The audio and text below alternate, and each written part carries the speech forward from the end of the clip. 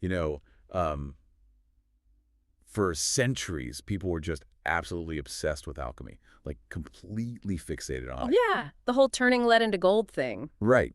There was this prevailing idea that if you just found the right magical incantation, or I guess uncovered mythical philosopher's stone, you could just mysteriously transform plain old lead into solid gold. It was basically the ultimate get-rich-quick scheme. Exactly. People dedicated their entire lives to finding this like supernatural shortcut to wealth.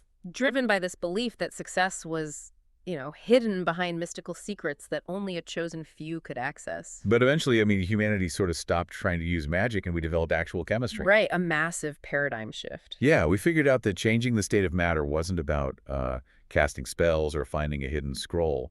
It was about understanding the fundamental laws of nature. It became a science, it was observable, and, most importantly, it was repeatable. And that brings us to today. Because today, we are looking at a stack of notes that argues wealth, like true, lasting, holistic abundance, actually made that exact same transition over a century ago. It's a really fascinating premise. It really is. So welcome to the deep dive.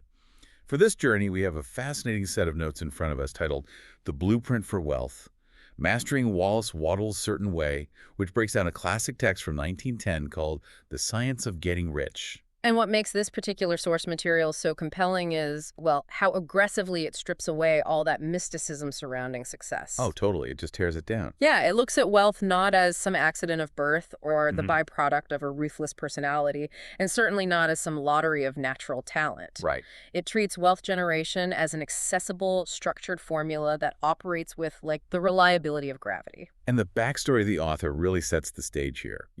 Wallace D. Wattles wasn't some aristocrat writing from an ivory tower. Not at all. He lived a life of intense struggle for years. Yeah, he was a manual laborer, he was broke, he was frustrated, and he was living the very definition of scarcity. He essentially decided to use his own life as a laboratory to test all these philosophical and spiritual theories of his era. And when he applied these specific principles, literally everything changed for him. I mean, his finances, his confidence, his entire sense of purpose. His findings were so profoundly effective that they sparked a massive shift in how we view personal development. Seriously, the ideas in this short 1910 book went on to inspire modern movements, including The Secret and like the vast law of attraction space that dominates so much of today's self-help industry. Which is a huge legacy for such a small book. It is, but okay, let's unpack this. Yeah. Because the moment you hear a phrase like law of attraction, it is incredibly easy to roll your eyes. Oh, absolutely. Because the modern interpretation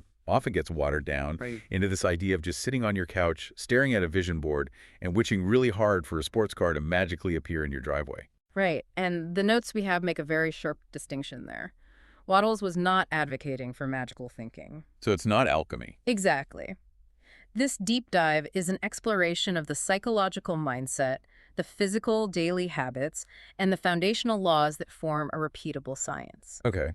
To understand this formula, we really have to start at the absolute bedrock of his theory, which is the mind. Makes sense. He argued that there is a highly specific mental framework you have to adopt before taking any physical action, which he called thinking in a certain way. A certain way, capitalized in the text. Yeah, exactly. This framework starts with the demand that you completely shift from a mindset of scarcity, which is, the belief that there isn't enough pie to go around. Right, that zero-sum game mentality. Yeah, shifting from that to a mindset of total abundance, believing wealth is genuinely available for everyone. And then it demands you focus entirely on what you want rather than what you fear. Which is way harder than it sounds. It is. And what's fascinating here is the third pillar of that framework, which is where people often get tripped up. Oh, You must hold a clear, unwavering mental picture of your desired life.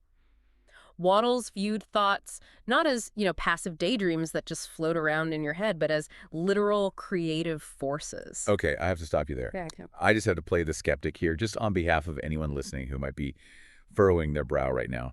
Saying thoughts are creative forces that organize reality sounds dangerously close to the alchemy we were just making fun of. I can see how it sounds that way, yeah. Like if I just think about $1 million, the universe bends to drop it in my lap. That feels like a massive leap. Well, if we look at this purely through the lens of modern psychology rather than mysticism, that leap becomes a very logical step. Okay, so Consider the reticular activating system, or the RAS, in the human brain. Your brain is a massive data processor taking in millions of bits of sensory information every single second. Right, just constantly bombarded. Exactly. You cannot possibly be conscious of all of it, so your RAS acts as a bouncer at a nightclub. Oh, I like that analogy. It filters out what it deems unimportant and only lets in information that matches your internal programming. So if your internal programming is set to, I'm always broke and the economy is terrible, your brain literally deletes the data points that might represent an opportunity. You become functionally blind to them. You could walk right past a potential business partner or miss a massive gap in the market. Just because your brain is actively looking for evidence to confirm your fear of poverty. Precisely. When Wattles says thoughts are creative forces, we can interpret that as cognitive filtering. Wow. By holding a clear, confident vision of wealth, you are reprogramming your RAS. Suddenly, you start seeing the resources, the conversations, and the paths that were always there, but completely invisible to your scarcity mindset. That is wild. That totally reframes the magical aspect into an evolutionary survival mechanism. It grounds it in biology, yeah. It's kind of like setting a GPS in your car. Like if you want to get somewhere you've never been, you need a highly specific destination programmed in. That's your vision. Right. If you just type in somewhere nice, the computer has no idea what to do. Exactly. But I think more importantly, as you're driving, if you spend the entire trip staring terrified at the potholes on the side of the road, which are your fears, your hands are naturally going to follow your eyes. You steer right into what you're staring at. Yeah. Yeah. You will steer your car right into the ditch you were so desperate to avoid. You really have to keep your eyes fixed on the road ahead. That's a great way to put it. Yeah. But setting the coordinates and maintaining focus on the road are vital, but having the destination programmed into the computer doesn't magically teleport you to your destination. Right, unfortunately. You still have to put the car in drive and navigate the traffic. Wattles' formula is strictly a two-part process. Okay. Step 1 is the clear vision. Step 2 is acting in a certain way. And this is where the rubber meets the road. If step 1 is mapping the coordinates, step 2 has to be the physical execution. Exactly. But let's look at the reality of execution for a second. Because saying it's grounded in mindset and action can still sound, I don't know, a bit hollow. Sure. Like, if I have a great mindset, my RES is scanning for opportunities, but I have absolutely zero capital and I'm stuck in a dead-end job. Yeah. How does Wattles suggest I bridge that gap? He addresses that exact scenario by redefining what effective action looks like. Oh. Acting in a certain way means doing your absolute best with what you have right now in your current environment. So no waiting for the stars to align. Right. You do not wait for the perfect conditions or a sudden influx of capital. Wattles argues that you must bring a standard excellence to every single daily task, no matter how menial or small it seems. So what does this all mean? The idea being that doing your current job perfectly allows you to outgrow your current station. That is the mechanism. If you do a mediocre job because you feel beneath your current position, you guarantee you will stay there. Well, that's a tough pill to swallow. It is.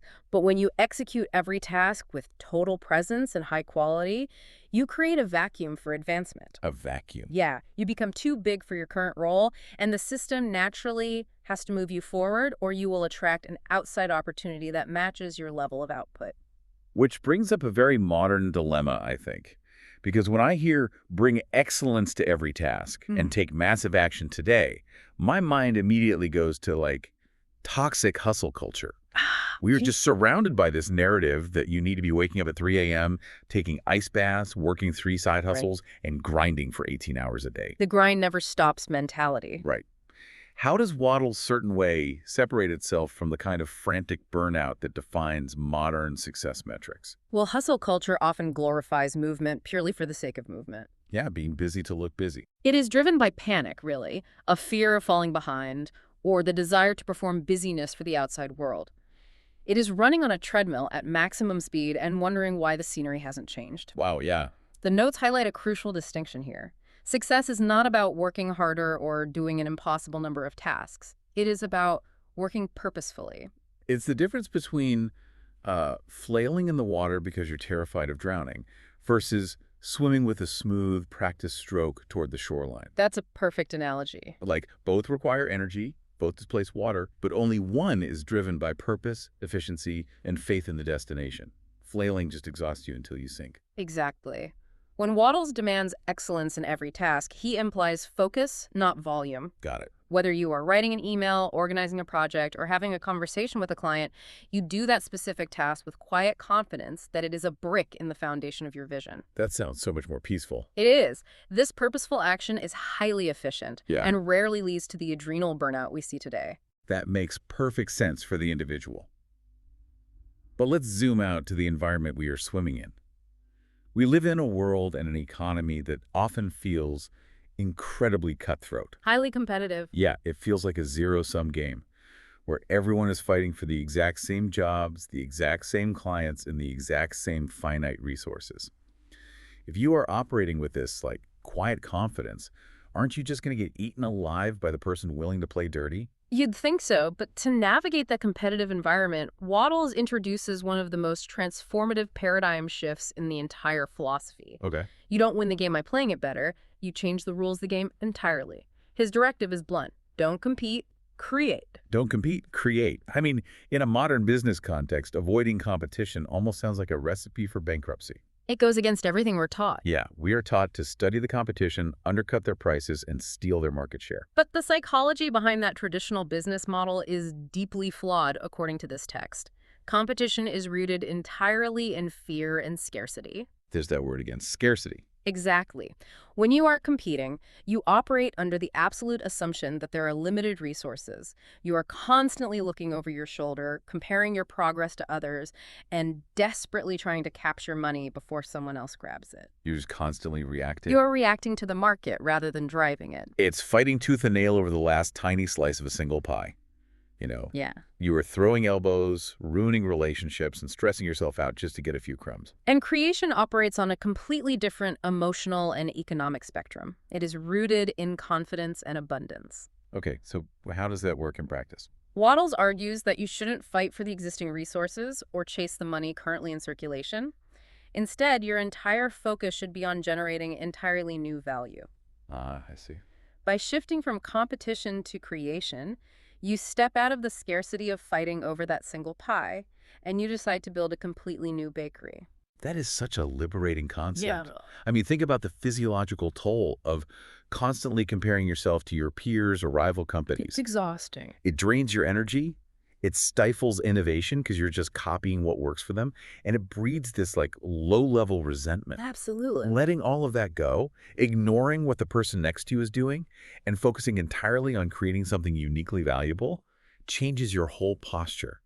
You go from a defensive crouch to an offensive stride. And the text notes that this shift literally alters your nervous system. Really? Yes, you are no longer perceiving threats, which allows your brain's executive functioning to focus on problem solving and innovation. That makes total sense biologically. But the notes also provide a very specific roadmap for how to execute this shift in your daily life.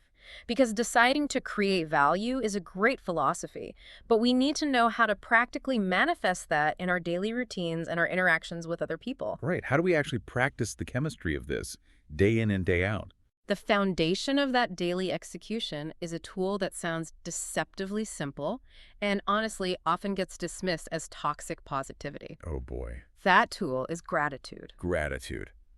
See, usually we just think of that as basic etiquette, saying thank you when someone holds the door or writing a polite email. Right, but in the context of the science of getting rich, gratitude is not about politeness. It is a highly functional neurological tool. Okay, color me intrigued. We talked earlier about the brain filtering reality. Neurologically, your brain struggles to hold on to a state of deep anxiety and genuine gratitude at the exact same time. Oh, wow. They cancel each other out. Essentially, yes. By forcing your brain to scan your environment for things to be grateful for, you are literally hijacking your autonomic nervous system out of a fight-or-flight scarcity loop. It's like tuning a radio. If you're dialed into the frequency of scarcity, stress, and victimhood, you literally cannot hear the broadcast of opportunities happening right in front of you. The signal's just static. Yeah. Gratitude physically turns the dial to a frequency where you can actually perceive abundance. And the notes list the specific mechanisms of what happens when you turn that dial. Gratitude reduces fear because it proves you already have resources. Okay. It strengthens your faith in your vision because you are acknowledging forward progress. And it sharpens your focus. That is so practical. It is. If we connect this to the bigger picture, this daily habit transforms your emotional baseline, preparing you for the ultimate concept in Wattles' economic philosophy, which is becoming a person of increase. A person of increase. This is a concept that sounds very poetic, but I want to dig into the mechanics of it. What exactly does it mean to be a person of increase in a practical economic sense? It is the physical manifestation of creating value instead of competing. A person of increase is someone who consistently delivers more value to people than is expected. Okay. Wattles breaks this down into an economic law concerning use value versus cash value. To be a person of increase, you must give every person more in use value than you take from them in cash value. Let's break that down with an example. Right. So if I sell someone a book for $20, the cash value is $20. Great. But the ideas, the strategies, and the inspiration inside that book need to be worth hundreds or thousands of dollars to their life or business. That is the use value. Spot on. And when you consistently deliver a massive surplus of use value, you create an economic vacuum. Nature abhors a vacuum. Yeah. By leaving people significantly better than you found them, you generate loyalty, trust, and a desire in others to continuously engage with you. It is not just about making people feel uplifted. It is a rigorous economic strategy. Here's where it gets really interesting. It essentially functions as the ultimate networking hack, but it's powered by genuine uplift rather than, like, transactional greed. Exactly. We've all been to networking events where you can feel someone looking at you, calculating exactly what they can extract from you. Oh, the worst feeling. It feels gross, and you naturally want to pull away. It is the complete antithesis of the transactional mindset. A person of increase operates from the knowledge that enriching others is the fastest way to enrich themselves. I want you to picture someone in your own life right now who fits this description. You know, someone who, every time you interact with them, leaves you feeling a little bit smarter, more capable, or more energized. We all know someone like that. You naturally want to find excuses to be around them. You want to work with them, you want to buy whatever they're selling, and you actively want to help them succeed. When you become that person, you don't have to chase opportunities. You become a magnet for them. The source material summarizes this beautifully by observing that becoming a person of increase is where emotional intelligence, economic strategy, and personal spirituality merge perfectly into a single practice. Beautiful. It is the absolute highest form of acting in the certain way. It really brings the whole formula full circle. Let's recap the journey we've taken today through these notes. We started with the evolution from magical alchemy to the science of chemistry, recognizing that Wallace laid out a repeatable formula for wealth over a century ago. We examined the necessity of thinking in a certain way, which involves programming your brain's filters to recognize abundance rather than scarcity. We saw that a clear vision is just the GPS destination. You still have to drive the car through purposeful, excellent action in your current circumstances, basically rejecting the frantic panic of hustle culture. And we explored the vital shift from a competitive mindset, which relies on a zero-sum fear of limited resources, to a creative mindset that continuously expands the market. And finally, we discuss how gratitude rewires your nervous system to support the ultimate goal, becoming a person of increase, where you deliver more use value than you extract in cash value, pulling wealth toward you through natural economic laws. The core insight to extract from all these notes is that this specific combination of mindset and action generates unstoppable momentum. Unstoppable momentum. Yes. It takes you out of the passive realm of wishing and places you firmly in the driver's seat of creating tangible, real-world results. It proves success is a process you can initiate right now. And the source actually leaves us with a very direct call to action, which I want to pass on to you. The text challenges you to take just one small step today to test this science. Just one step. Write down your vision, make it specific so your brain knows what to filter for. Practice gratitude to shift your nervous system out of stress. Pick just one task on your to-do list today and execute it with absolute excellence. I love that. Move through your day with the quiet confidence of a creator. And if this message clarified something for you, the note suggests sharing it with someone who might need a richer life, not just financially, but mentally and emotionally as well. As we wrap up this analysis, there is a final thought that builds on these concepts. We've talked primarily about financial wealth and economic value today, but if our thoughts actively shape our reality, and if shifting from competition to creation changes how the world responds to us, what happens if we apply that exact same certain way to our personal relationships and our deepest internal struggles. Oh, wow. What if every single obstacle in your life right now isn't a competitor trying to defeat you, but just raw material waiting for you to create something entirely new out of it? That fundamentally changes how you view a crisis, turning the heavy lead of our daily struggles into the gold of a purposeful life. Not through magic, but through the rigorous science of our own mindset. Your future is waiting for you out there. Step into it with intention.